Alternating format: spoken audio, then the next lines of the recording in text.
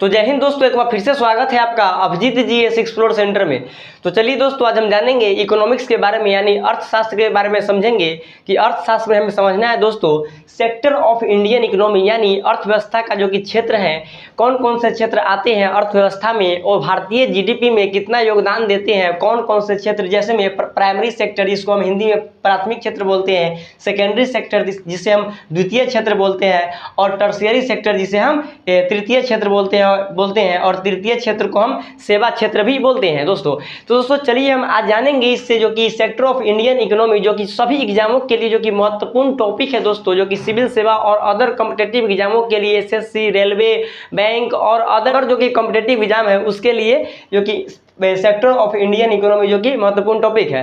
तो दोस्तों चलिए हम जानेंगे आज इससे सभी जो कि प्राइमरी सेक्टर, सेकेंडरी सेक्टर और टर्शियरी सेक्टर कौन कौन से कार्य आते हैं और किस तरह से इसका योगदान है जो कि हर एक क्षेत्रों में, उसके बारे में जानेंगे, और किस क्षेत्र का कितना % योगदान है भारतीय अर्थव्यवस्था में, उसके बारे में भी हम विस्तार से समझेंगे दोस्तों। तो चलिए दोस्तों बने रहेगा मेरी वीडियो पर और अंतिम तक वीडियो को देख कर जाइएगा दोस्तों, क्योंकि गजब का नॉलेज मिलने वाला है दोस्तों वीडियो में आपको। तो चलिए दोस्तों हम समझते हैं। तो आइए यहाँ पे समझिए, आगे है सेक्टर ऑफ इंडियन इकोनॉमी में सबसे पहले हमें समझना है प्राइमरी सेक्टर जिसे हम प्राथमिक क्षेत्र बोलते हैं। तो प्राइमरी सेक्टर दोस्तों क्या होता है, प्राथमिक क्षेत्र क्या होता है?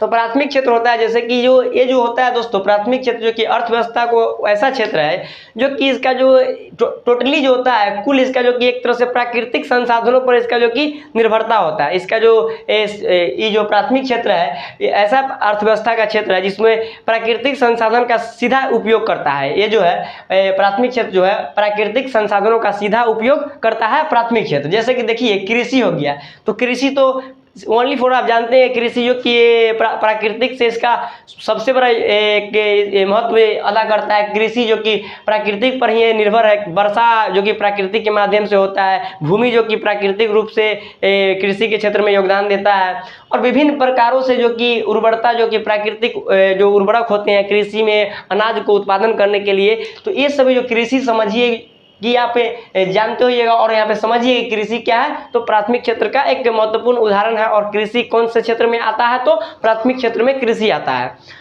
और आगे देखिए यहाँ पे पशुपालन, तो पशुपालन भी प्राइमरी सेक्टर का ही उदाहरण है, प्राथमिक क्षेत्र का ही ये उदाहरण है पशुपालन। तो पशुपालन में आपको अगर पशुपालन करना है, पशु को आप पाल रहे हैं, तो उसके लिए आपको चारा चाहिए। तो चारा किस पर निर्भर है, तो प्राकृतिक पर चारा निर्भर है। और चारा कहाँ होता है, तो भूमि पे होता है।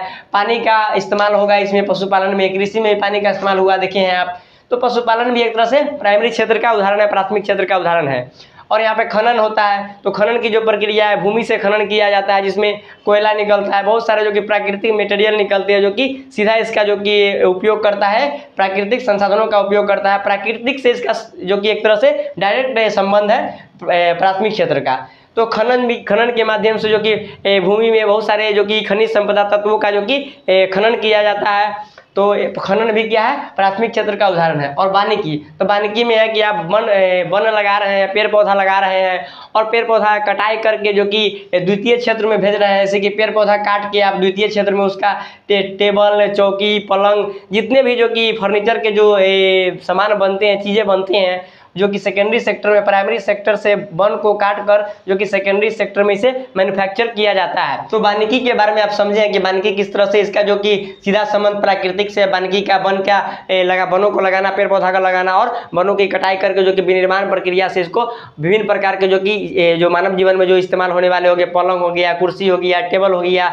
इत्यादि का इस्तेमाल करके हम द्वितीय क्षेत्र में आते हैं। पलंग, कुर्सी सब जो मैन्युफैक्चरिंग होता है, जो कि वानिकी के पेड़ पौधा के कटाई करने के बाद जो कुछ चीज़ जो बनता है, जितने भी पलंग हो गया, कुर्सी हो गया, टेबल हो गया, ये सभी जो बनते हैं वो द्वितीय सेक्टर में बनते हैं। तो आगे हम इसके बारे में विस्तार से समझेंगे दोस्तों द्वितीय क्षेत्र को। तो मछली वानिकी भी हो गया आपको प्राथमिक क्षेत्र का उदाहरण, और मछली पालन हो गया, और मुर्गा पालन हो गया। तो मछली पालन के लिए भी आपको जल चाहिए, और जल के लिए मछली को भी चारा देना पड़ता है, और विभिन्न प्रकार के जो कि प्राकृतिक संसाधन इसमें इस्तेमाल किए जाते हैं मछली पालन में। और प्राथमिक क्षेत्र में जो कि ये सभी प्राथमिक क्षेत्र का उदाहरण है कृषि, पशुपालन, खनन, वानिकी, मछली पालन, मुर्गा पालन।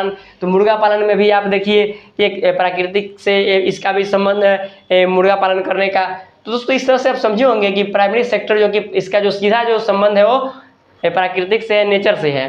तो चलिए दोस्तों हम समझते हैं आगे सेकेंडरी सेक्टर के बारे में, सेकेंडरी सेक्टर यानी द्वितीय क्षेत्र के बारे में। तो द्वितीय क्षेत्र क्या है, तो देखिए दोस्तों, यहाँ पे प्राइमरी सेक्टर का जो भारतीय जीडीपी में लगभग 20% योगदान करता है। तो प्राथमिक क्षेत्र या प्राइमरी सेक्टर भारतीय जीडीपी में लगभग 20% का इसका योगदान है, जो कि पॉइंट छोड़ के है, लगभग में 20% इसका योगदान प्राथमिक क्षेत्र का भारतीय अर्थव्यवस्था में शामिल है। तो दोस्तों चलिए अब आगे समझते हैं सेकेंडरी सेक्टर यानी द्वितीय क्षेत्र में।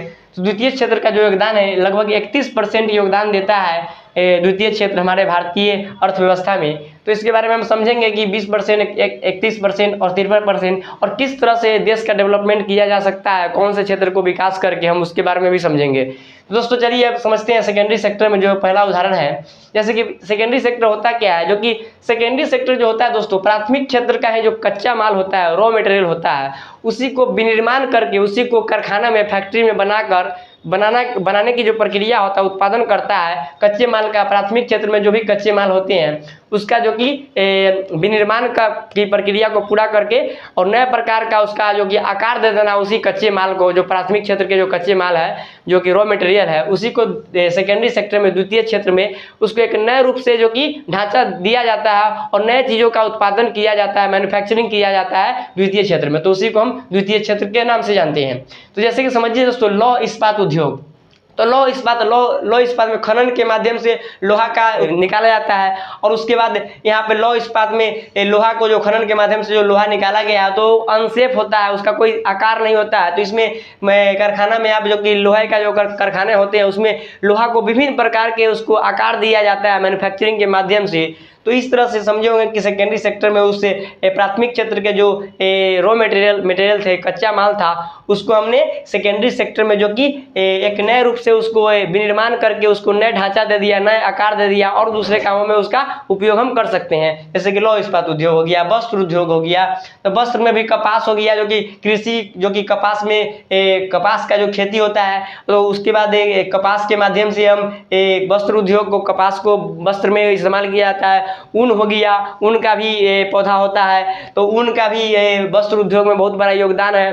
तो ऊन, जो कि ऊन का खेती होता है, रेशम का खेती होता है, उससे वस्त्र बनता है। तो वस्त्र कहाँ बनता है, तो कारखाना में बनता है। तो कारखाना क्या होता है, द्वितीय क्षेत्र होता है। तो द्वितीय क्षेत्र में जो कि प्राथमिक क्षेत्र के कच्चे माल यानी रॉ मटेरियल को हम सेकेंडरी सेक्टर में लाके इसका उत्पादन करते हैं। तो वस्त्र हो गया, आपको वस्त्र उद्योग क्या होता है, तो सेकेंडरी सेक्टर होता है। और अगला है यहाँ पे देखिए ऑटोमोबाइल उद्योग। तो ऑटोमोबाइल उद्योग भी यहाँ पे कार, बसें बनते हैं। तो लोहा का इस्तेमाल करके ही, जो कि लोहा जो होते हैं उसी का इस्तेमाल करके, जो कि लोहा, स्टील, जितने भी ऑटोमोबाइल उद्योग में विभिन्न प्रकार के बैटरी बनते हैं। तो बैटरी जो कि प्राथमिक क्षेत्र में कुछ जो कि रॉ मटेरियल कच्चे माल है उसका इस्तेमाल करके ऑटोमोबाइल, कार, बस, ट्रक जो बनते हैं, जो कि विभिन्न प्रकार के लोहा के पार्ट को जोड़कर ऑटोमोबाइल में, जो कि ऑटोमोबाइल इंडस्ट्री में कार, बस, ट्रक इत्यादि का जो कि निर्माण किए जाते हैं। तो ये सभी जो कि प्राथमिक क्षेत्र के जो कि रॉ मटेरियल कच्चे माल का इस्तेमाल करके ऑटोमोबाइल जो कि शेप दिया जाता है, कार, बस, ट्रक का, जो कि विभिन्न प्रकार के लोहा के टुकड़ों को एक जगह समेट कर इसको आकार दिया जाता है। तो ये सभी जो कि खनन के माध्यम से लोहा आता है, खनन के माध्यम से स्टील आता है, बहुत प्रकार के जो कि तत्व आते हैं खनन के ही प्रक्रिया से, जो कि प्राथमिक क्षेत्र में आते हैं खनन, और उसी को कच्चे माल को रॉ मटेरियल में जो कि कारखाना में उसको मैन्युफैक्चरिंग करके ये सभी ऑटोमोबाइल उद्योग में पहले आता है आपको लौह इस्पात उद्योग। माने जो भी आपको समझ लीजिए कि ऑटोमोबाइल उद्योग में जो कार, बसें, ट्रक बनते हैं वो सभी प्राथमिक क्षेत्र के रॉ मटेरियल को, कच्चे माल को इस्तेमाल करते हैं और कारखाना में उसका जो कि शेप दिया जाता है उसी जो कि रॉ मटेरियल को, कच्चे माल को, प्राथमिक क्षेत्र के जो रॉ मटेरियल होते हैं उसको। चलिए दोस्तों आगे समझते हैं इलेक्ट्रॉनिक्स उद्योग। तो इलेक्ट्रॉनिक्स उद्योग एक तरह से उद्योग कारखाना जो होता है, बहुत सारे जो देश के और में जो जितने भी कारखाने हैं वो सभी सेकेंडरी सेक्टर यानी द्वितीय क्षेत्र के उदाहरण होते हैं। जितने भी कारखाने होते हैं, कल कारखाने, वो सभी सेकेंडरी सेक्टर के उदाहरण हैं। तो इलेक्ट्रॉनिक्स उद्योग जो है दोस्तों, इलेक्ट्रॉनिक्स उद्योग जिसमें बहुत सारे जो कि फ्रिज बनते हैं, वॉशिंग मशीन बनते हैं, टीवी बनते हैं, एलईडी बनते हैं, मोबाइल बनते हैं, ये सभी इलेक्ट्रॉनिक्स उद्योग में प्राइमरी सेक्टर के जो कि रॉ मटेरियल का इस्तेमाल करके ही ये सभी कारखाना में इसका मैन्युफैक्चरिंग होता है इलेक्ट्रॉनिक्स उद्योग में। और बिजली घर हो गया, बिजली घर में भी कोयला का इस्तेमाल किया जाता है। खनन के माध्यम से कोयला निकलता है, जो कि प्राकृतिक से उसका सीधा संपर्क है कोयला का, और कोयला को निकाला जाता है बिजली घर में, तो उससे बिजली का निर्माण होता है। कारखाना, बिजली घर का कारखाना में कोयला का इस्तेमाल करके बिजली बनाया जाता है। तो वो सभी जो कि द्वितीय क्षेत्र के एक महत्वपूर्ण उदाहरण है दोस्तों। तो मुझे उम्मीद होगा दोस्तों कि आप प्राइमरी सेक्टर और सेकेंडरी सेक्टर के बारे में अच्छी तरह से समझे होंगे दोस्तों। तो दोस्तों यहाँ पे 31% इसका योगदान है सेकेंडरी सेक्टर का भारतीय जीडीपी में, और प्राइमरी सेक्टर का जो कि 20% योगदान है भारतीय जीडीपी में। तो चलिए दोस्तों हम आगे समझते हैं टर्शियरी सेक्टर यानी तीसरे क्षेत्र को, तृतीय क्षेत्र जिसे हम सेवा क्षेत्र के नाम से भी जानते हैं दोस्तों। तो सेवा क्षेत्र का जो योगदान है दोस्तों भारतीय अर्थव्यवस्था में, जो कि लगभग 53% के आसपास इसका योगदान है, जो कि सबसे ज़्यादा योगदान है तृतीय क्षेत्र का ही है भारतीय अर्थव्यवस्था में दोस्तों। तो चलिए दोस्तों सबसे पहले समझते हैं कि तृतीय क्षेत्र होता क्या है। दोस्तों तृतीय क्षेत्र जो होता है वो प्राइमरी सेक्टर और सेकेंडरी सेक्टर को जो कि सहायता प्रदान करता है। प्राइमरी सेक्टर और द्वितीय सेक्टर को सहायता प्रदान करता है और उत्पादन की प्रक्रिया में भी सहायता प्रदान करता है। किस तरह से उत्पादन की प्रक्रिया में जो कि सहायता प्रदान करता है टर्शियरी सेक्टर, उससे हम समझते हैं। जैसे कि यहाँ पे देखिए खनन के माध्यम से कोयला निकला, ठीक है, कृषि के माध्यम से चावल गेहूँ जो भी हुआ हो गया, और उसके बाद जितने भी मछली पालन हो गया। समझिए पहले कृषि पर समझते हैं। चावल गेहूं का उत्पादन हुआ, और चावल गेहूं का उत्पादन हो गया और उसके बाद उसको आटा गेहूं हो गया। गेहूं को हम आटा मिल में ले जाएंगे, तो आटा मिल में ले जाने के लिए किसका इस्तेमाल करना पड़ेगा हमें? ट्रक या बस का इस्तेमाल करेगा। तो ट्रक या बस क्या है? ट्रक और बस क्या है? वो एक तरह से सेवा दे रहा है। तृतीय क्षेत्र का उदाहरण है ट्रक बस के माध्यम से, जो कि एक स्थान से हम दूसरे स्थान पर, जो कि गांव स्तर पर जो कि खेती होता है, वहां से शहर में जो कि कारखाना में लाकर आटा बनेगा गेहूं का, तो वहां से जो गांव से जो कि लाने के लिए शहर तक कोई संसाधन का तो इस्तेमाल करना पड़ेगा ना, जैसे ट्रक हो गया, ट्रेन हो गया, और सभी जो कि संसाधन होते हैं, जो कि सामान ढोने वाले जो गाड़ी होती हैं। तो गाड़ी जो हो गए, जो ट्रक हो गए, जो मालगाड़ी हो गए, वो सभी जो कि एक तरह से तीसरे क्षेत्र में आता है। तो तीसरे क्षेत्र में जो कि उत्पादन की प्रक्रिया में कृषि है, कृषि में जो जैसे कि समझिए कि गेहूं हो गया, तो गेहूं को सेकेंडरी सेक्टर में हम लाए आटा बनाने के लिए, तो आटा का उत्पादन यहाँ पे हुआ। तो उत्पादन में भी जो कि तीसरे क्षेत्र का सबसे बड़ा योगदान यहाँ देखा जाता है। जितने भी सामान ढोने वाले गाड़ी होते हैं वो सभी तृतीय क्षेत्र में होते हैं, जो कि प्राइमरी सेक्टर से द्वितीय क्षेत्र में पहुंचाने का काम करते हैं। कच्चे माल को, रॉ मटेरियल को, जो कि द्वितीय क्षेत्र में उसको एक विनिर्माण की प्रक्रिया से उसको नए रूप में बदला जाता है। तो तृतीय क्षेत्र में हो गया बस, ट्रक, के सभी जो होते हैं सेवा प्रदान करते हैं, वो सभी तृतीय क्षेत्र में आती हैं। तो टर्शियरी सेक्टर जो दोस्तों तृतीय क्षेत्र है, जिसमें सबसे पहले हम समझते हैं कि तीसरे क्षेत्र को आप समझे कि प्राथमिक क्षेत्र और द्वितीय क्षेत्र को सहायता प्रदान करता है, और साथ ही साथ उत्पादन की प्रक्रिया में भी एक महत्वपूर्ण योगदान निभाता है तृतीय क्षेत्र टर्शियरी सेक्टर। तो चलिए दोस्तों आगे समझते हैं हम बैंकिंग। तो बैंकिंग किस तरह से तृतीय क्षेत्र का उदाहरण है? यह बैंकिंग हो गया, चिकित्सा हो गया, शिक्षा हो गया, पर्यटन हो गया, परिवहन हो गया, व्यापार हो गया, न्याय हो गया, लोक सेवा, लोक प्रशासन, संस्कृति, मनोरंजन इत्यादि जो कि टर्शियरी सेक्टर के उदाहरण है। तो बैंकिंग किस तरह से टर्शियरी सेक्टर के उदाहरण है उसे समझते हैं सबसे पहले। तो दोस्तों बैंकिंग जो है, बैंकिंग में आप अपने धन को जमा करते हैं बैंक में, ठीक है, बैंक में जमा करते हैं, तो आपको बैंक एक तरह से सेवा देता है, सर्विस देता है, आपके पैसा को सुरक्षा प्रदान करता है बैंक। आपका पैसा है और बैंक में आप रख रहे हैं अपने पैसा को सुरक्षा करने के लिए, सुरक्षित रखने के लिए, तो बैंक आपको एक तरह से सेवा दे रहा है कि हम आपके पैसे को सुरक्षा पूर्वक जमा किए हुए हैं, आप टेंशन मत ले। और साथ ही साथ बैंकिंग सेक्टर में, बैंक में आप जॉब कर रहे हैं, तो बैंक में जॉब कर रहे हैं तो आपको काम के बदले आपको पैसा मिल रहा है सरकार से, आप सेवा दे रहे हैं, लोगों को आप सेवा दे रहे हैं आप, उसके बाद सरकार से आपको पैसा मिल रहा है। तो जहाँ पे देखिए तीसरे क्षेत्र का एक सबसे बड़ा एक उदाहरण समझिए कि तीसरे क्षेत्र में जहाँ पे आपको पैसा अदा करना पड़े सामान या सर्विस के लिए, कोई सामान लेने के लिए या कोई सर्विस लेने के लिए आपको जहाँ पे पैसा देना पड़े, वो तीसरे क्षेत्र का उदाहरण होता है। तो यहाँ पे टर्शियरी सेक्टर, पहले यहाँ पे देखिए टर्शियरी सेक्टर को जो कि गुड्स और सर्विस में बांटा गया है। टर्शियरी सेक्टर को किस में बांटा गया? तो गुड्स और सर्विस में। या तो पैसे के बदले आपको सामान दिया जाएगा या पैसे के बदले आपको सेवा दिया जाएगा। तो इकोनॉमी में, भारतीय अर्थव्यवस्था में, इकोनॉमिक्स के अनुसार दुनिया में जितने भी चीज़ है वो गुड्स या तो गुड्स है या तो सर्विस है। गुड्स माने होता है सामान और सर्विस माने सेवा, तो गुड्स या सर्विस है, इसीलिए जीएसटी बनाया गया है, गुड्स एंड सर्विस टैक्स।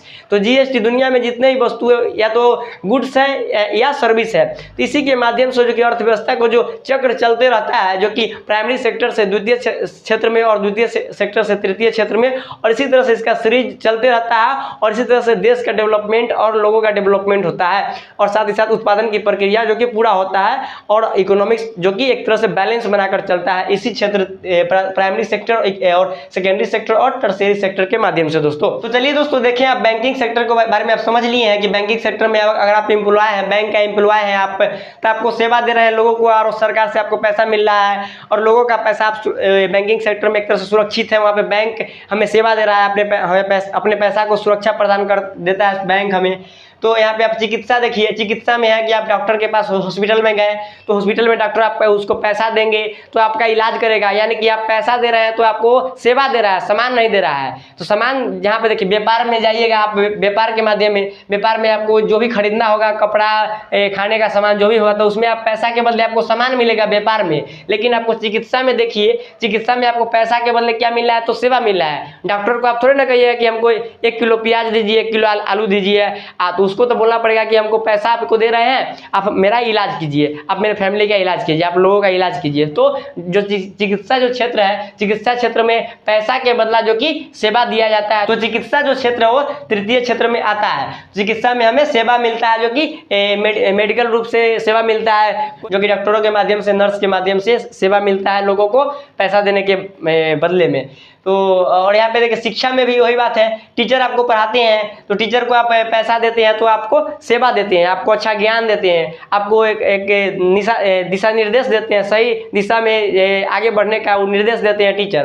तो इस तरह से आप समझे होंगे कि यहाँ पे शिक्षा क्या है, तो एक तरह से तृतीय क्षेत्र का उदाहरण है, टर्शियरी सेक्टर का उदाहरण है कि आपको पैसे के बदले यहाँ पे आपको क्या मिल रहा है, तो शिक्षा मिल रहा है, सेवा मिल रहा है। तो आगे आइए देखिए, यहाँ पे आप आगे है पर्यटन। तो पर्यटन में, पर्यटन किस तरह से तृतीय क्षेत्र का उदाहरण है या टर्शियरी सेक्टर का उदाहरण है, उसे हम समझते हैं। तो पर्यटन दोस्तों इस तरह से उदाहरण है तीसरे क्षेत्र का। जैसे कि पर्यटन करने आप जाते हैं, कहीं घूमने जाते हैं भारत में, विदेश में, तो आपको एक तरह से ट्रैवलिंग में खर्च लगता है आपको।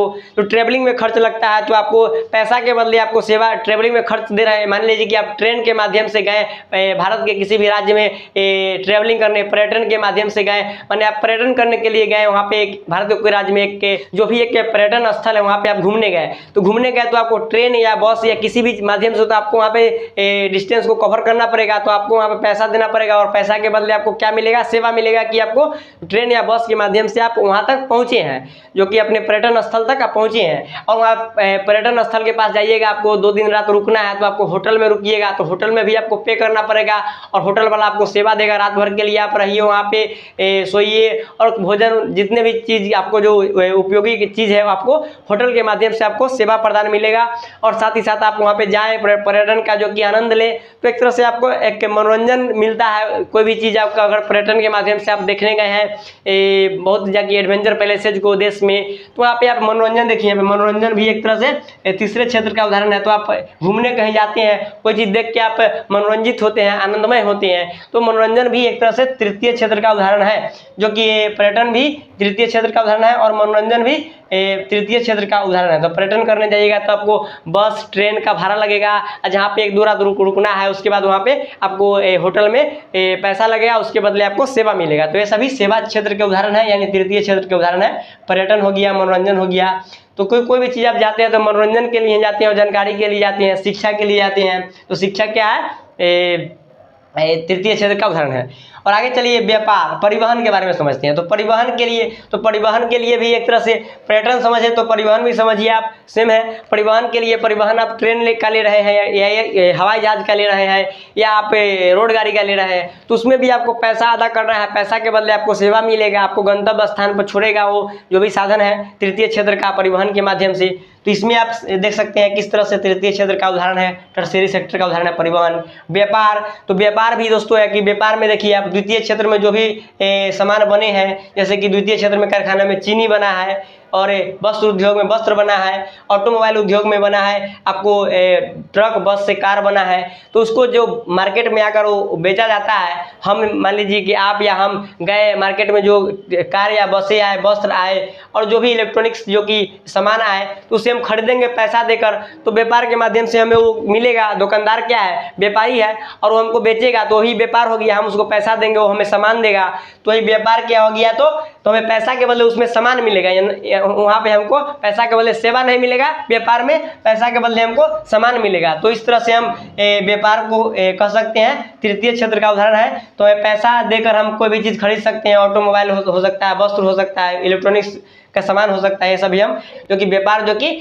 तृतीय क्षेत्र के उदाहरण है, जो कि द्वितीय क्षेत्र के सामान को जो कि तृतीय क्षेत्र में ला के बेचेगा उसी को जो कि व्यापार तृतीय क्षेत्र का उदाहरण है, और हम लोग उसे पैसा अदा करके खरीदेंगे, तो ही तृतीय क्षेत्र है। और न्याय देखिए दोस्तों, न्याय भी एक तरह से तृतीय क्षेत्र का ही उदाहरण है। सेकंड टर्सरी सेक्टर का उदाहरण है क्या, न्याय। तो टर्सरी सेक्टर का उदाहरण कैसे है, जैसे कि न्याय, अगर आप निर्दोष है तो आपको न्याय मिलना चाहिए, आपको न्याय से एक तरह से सेवा मिलेगा। अगर आप निर्दोष है, आप कोई गुनाह नहीं किए हैं, तो कोर्ट के माध्यम से, समाज के माध्यम से आपको न्याय मिलेगा। तो न्याय क्या है, तो आपको सेवा मिल रहा है कि आप दोषी नहीं है, आप निर्दोष है। अगर आपको झूठा केस में फंसाया गया है तो आपको न्याय मिलेगा। अगर आप झूठा केस में फंसाया गया है और आपको न्याय मिलता है तो आपको एक तरह से सरकार के द्वारा, समाज के द्वारा सेवा मिलता है। तो ये न्याय जो सेवा क्षेत्र में रखा गया है, तृतीय क्षेत्र में रखा गया है। देखिए यहाँ पे लोक सेवा, तो लोक सेवा भी एक तरह से टर्शियरी सेक्टर यानी तृतीय क्षेत्र यानी सेवा क्षेत्र का उदाहरण है। तो लोक सेवा, लोक माने होता है लोग,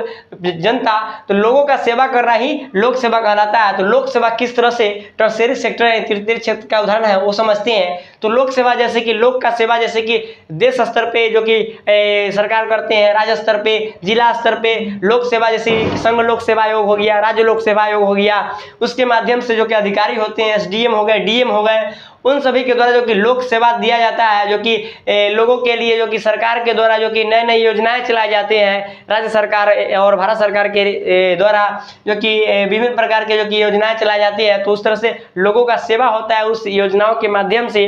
तो इसी जो कि लोक सेवा जो कि टर्शरी सेक्टर में इसका सम्मिलित किया गया है लोक सेवा को। और लोक प्रशासन हो गया, लोक प्रशासन जैसे कि लोक प्रशासन करके हम एक अच्छा ज्ञान प्राप्त कर सकते हैं। जैसे कि सरकार हमें लोक प्रशासन देता है, अगर हम उतना शिक्षित व्यक्ति नहीं है, अगर जो शिक्षा से दूर है, तो उसको एक तरह से लोगों को प्रशासन करना है, एक अच्छे दिशा निर्देश, सही दिशा निर्देश में वो जा सके, वो अपना आगे का विकास कर सके, तो उसके लिए लोक प्रशासन करना बहुत ज़्यादा जरूरी है। तो लोक प्रशासन को तृतीय क्षेत्र में रखा गया है कि सरकार के द्वारा लोगों को प्रशासित किया जाता है, शिक्षा के क्षेत्र में, सामाजिक के क्षेत्र में, और आर्थिक रूप से विभिन्न प्रकार के जो कि एक अच्छे जो कि गुणवत्ता वाली शिक्षा और गुणवत्ता वाला सोच को डेवलप किया जाता है व्यक्ति में, जो कि लोगों को प्रशासन करके, और जो कि लोगों का प्रशासन जो कि एक तरह से हिंसा लोग नहीं फैलाए, और उसको हिंसा नहीं फैलाने के लिए लोक प्रशासन किया जाता है सरकार के द्वारा।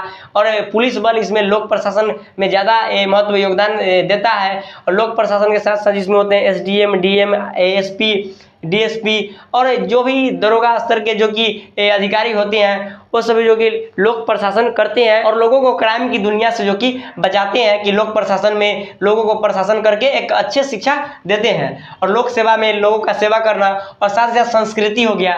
तो संस्कृति दोस्तों, संस्कृति रहन सहन हो गया, परंपरा हो गया, रहन सहन अपना एक अच्छे ढंग से रखना है, क्योंकि रहन सहन ही अच्छा रहेगा तब तो देश का, राज्य का विकास हो सकेगा, आपके फैमिली का विकास हो सकेगा। तो रहन सहन कहीं कहीं देखते होइएगा दोस्तों कि सांस्कृतिक कार्यक्रम चलता है हमारे संस्कृति को दिखाने के लिए, तो उससे हमें एक सेवा मिलता है, हम उसको देख के सीखते हैं कि नहीं ऐसे संस्कृति है, ऐसे रहन सहन जो कि अच्छे रहन सहन होंगे हमारे देश के लिए, हमारे फैमिली के लिए, हमारे राज्य के लिए, जो कि एक अच्छे विकास की तरफ हमें ये संस्कृति, हमें ये रहन सहन, हमें ये परंपरा ले जाएगा। तो संस्कृति के माध्यम से भी हमें सेवा मिलता है, हमें सीख मिलता है कि हम एक अच्छे व्यक्ति बने, अच्छे नागरिक बने। तो साथ ही साथ देखिए दोस्तों, मनोरंजन भी देखे होंगे। मनोरंजन जैसे कि साउंड बॉक्स है, साउंड बॉक्स बज रहा है, आप उसमें डांस कर रहे हैं, आनंद ले रहे हैं, मनोरंजित हो रहे हैं साउंड बॉक्स बजा के। तो इस तरह से साउंड बॉक्स जो कि तृतीय क्षेत्र का ही उदाहरण है, और मनोरंजन कर रहे हैं आप, तो अभी तृतीय क्षेत्र में ही आता है।